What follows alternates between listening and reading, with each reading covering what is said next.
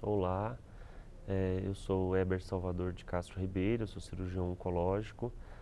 sou titular do Departamento de Cirurgia Abdominal do AC Camargo Cancer Center e atualmente estou como diretor de ensino e residência médica da Sociedade Brasileira de Cirurgia Oncológica. Nós estamos aqui hoje para falar um pouco para vocês sobre o tratamento de metástases hepáticas de câncer coloretal.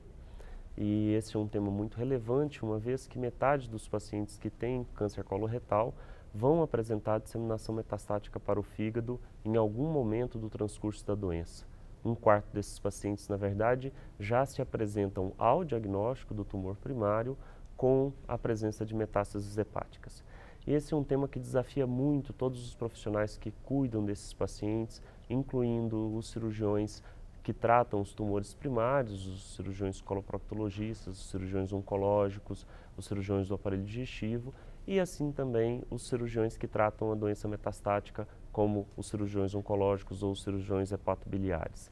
Sem falar ainda nos oncologistas clínicos, que se veem diante de um dilema entre priorizar o tratamento da doença metastática ou eventualmente priorizar o tratamento cirúrgico da condição clínica no cólon ou no reto e no fígado. Existem vários cenários que se apresentam diante desses profissionais e a nossa ideia é contemporizar a respeito da melhor forma de fazer com que o paciente passe por todas as etapas do tratamento com uma baixa morbidade e com uma qualidade de vida que seja preservada durante e principalmente após o término do tratamento.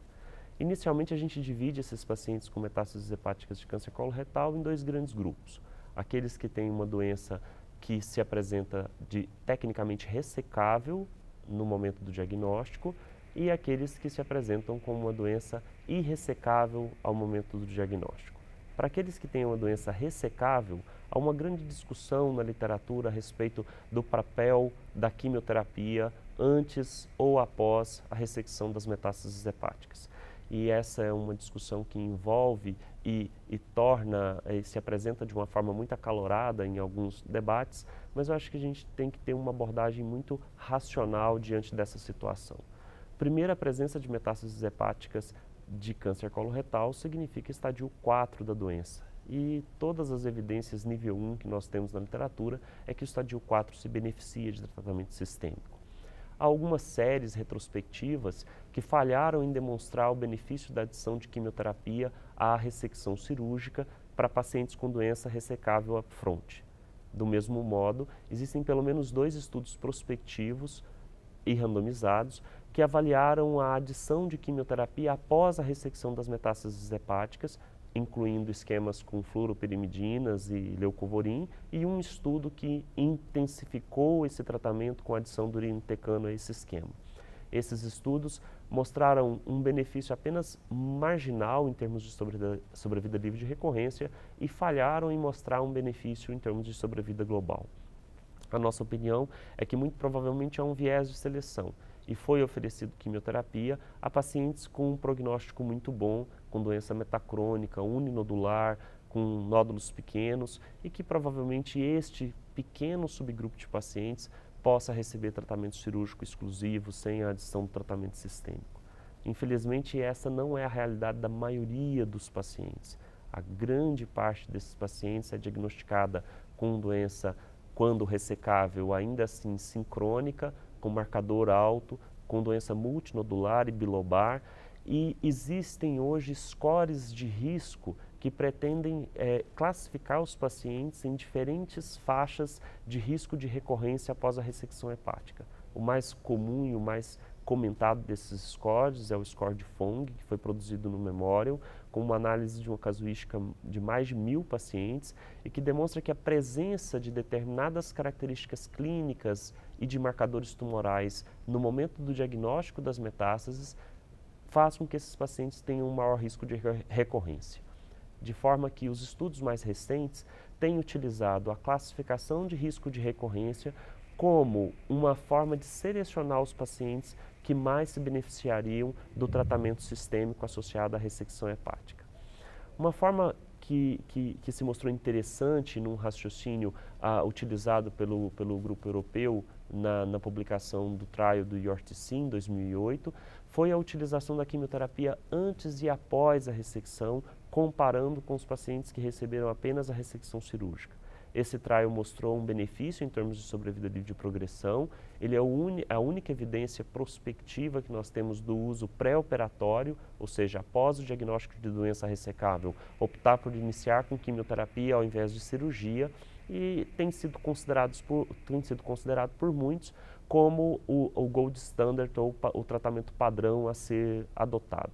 Acho que a gente deve ficar entre um ponto e outro dessa discussão, no sentido de que, diante de um paciente com doença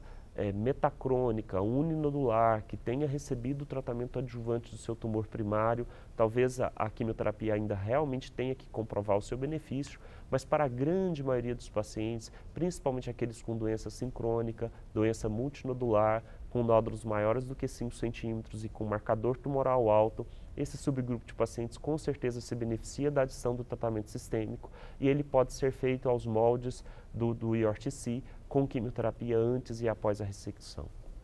Mas, infelizmente, essa situação da doença ressecável ela é menos frequente do que aqueles pacientes que são diagnosticados com doença irressecável. Mais de 80% dos pacientes, ao momento do diagnóstico, apresentam uma doença que não pode ser removida do fígado, quer seja por sua extensão, quer seja pela presença de doença extrahepática. Esse é o subgrupo, na verdade, que mais desafia todos aqueles que tratam esses pacientes e é o subgrupo que precisa de uma decisão multidisciplinar no início do tratamento para se definir a sequência, qual esquema terapêutico vai ser utilizado, buscando a conversão daquela doença à ressecabilidade, uma vez que, mesmo com a apresentação da doença irressecável, se a ressecabilidade se torna tecnicamente factível após um tempo de tratamento sistêmico, há benefícios de sobrevida demonstrados na literatura. A ressecabilidade passa assim a ser um endpoint do tratamento sistêmico, ou seja, há que se pensar em esquemas terapêuticos com altas taxas de resposta e que produzam a possibilidade, que levem a possibilidade do paciente ser levado à ressecção cirúrgica de sua doença metastática. Para esse subgrupo de pacientes, o número de ciclos de quimioterapia que se faz antes da cirurgia é muito importante, uma vez que ultrapassar 8 ciclos de tratamento não aumenta tanto a resposta que se vê a um determinado esquema e pode aumentar a taxa de complicações pós-operatórias após a ressecção cirúrgica. Mas, no nosso meio, esses pacientes que são levados à conversão à ressecabilidade com quimioterapia pré-operatória têm taxas de mortalidade semelhantes àqueles que são operados de princípio, quando se respeita esse limite de 8 ciclos de quimioterapia pré-operatória. Do ponto de vista cirúrgico, esse subgrupo de pacientes também desafia muito o profissional que os trata, uma vez que é necessário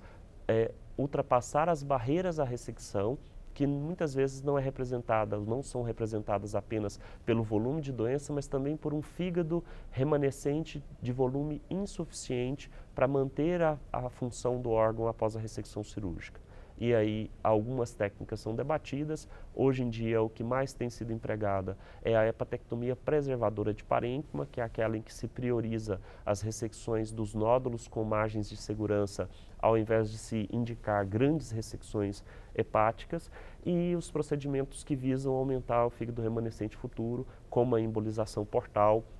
e a hepatectomia em 2 tempos. Tudo isso está num cenário de tratamento multimodal, onde, além daqueles profissionais que eu citei anteriormente, também é fundamental que se inclua os profissionais da radiologia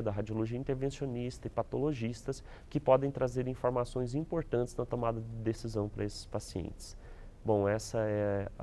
um resumo a respeito desse tópico que está sendo discutido aqui no Congresso Brasileiro do Câncer do Aparelho Digestivo, e é sempre um prazer poder dividir essas discussões com vocês. Obrigado.